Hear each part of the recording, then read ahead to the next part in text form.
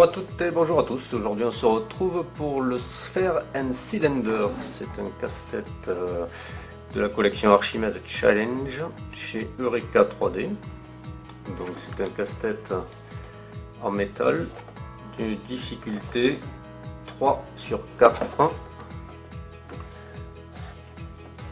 Donc conseillé pour les vrais amateurs de casse-tête. Donc le principe est simple, nous avons une sphère que l'on doit libérer d'un cylindre. Donc le cylindre est composé de 5 barres et il va falloir le regarder attentivement pour trouver un espacement légèrement plus grand, ça se joue à 2 mm près, entre deux barres. Donc je pense que cet espacement est plus grand, ça doit être celui-là. Donc une fois que vous avez trouvé l'espacement plus grand, vous le prenez, vous le mettez sur le dessus, avec le casse-tête à l'horizontale, et on va le tourner pour que cet espacement le plus grand soit en bas.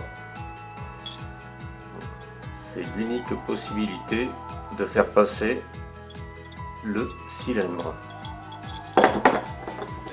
Putain de tasse.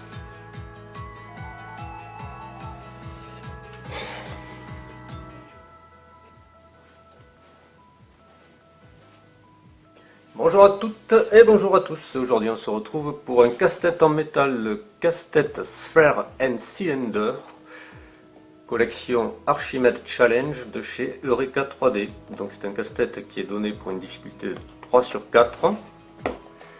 3 sur 4, ce qui correspond à pour les vrais amateurs de casse-tête. Casse-tête considéré comme difficile de chez Eureka 3D. Le principe est simple, vous avez une sphère que vous devez libérer d'un cylindre. Le cylindre est composé de 5 barres.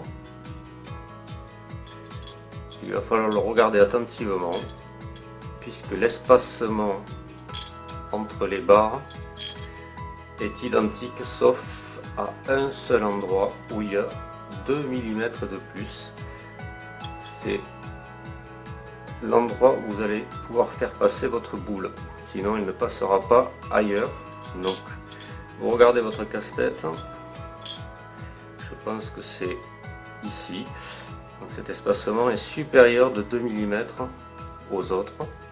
Une fois que vous l'avez trouvé, vous mettez votre casse-tête à l'horizontale et vous allez le tourner vers le bas. Ensuite c'est juste un jeu de patience, c'est-à-dire que vous avez votre boule ici et vous allez faire passer chaque barre à l'intérieur, en bas de l'espacement le plus grand. Donc vous le tournez et vous faites passer chaque barre à l'intérieur, une par une.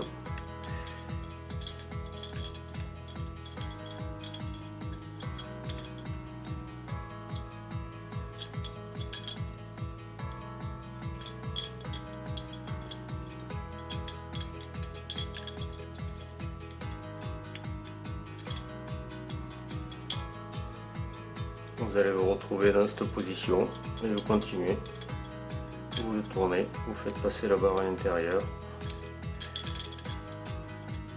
tout simplement, et vous allez libérer la sphère de son cylindre. Pour le remettre, c'est la même chose, c'est-à-dire que l'espacement le plus grand en bas, vous commencez par entrer une barre et vous faites tourner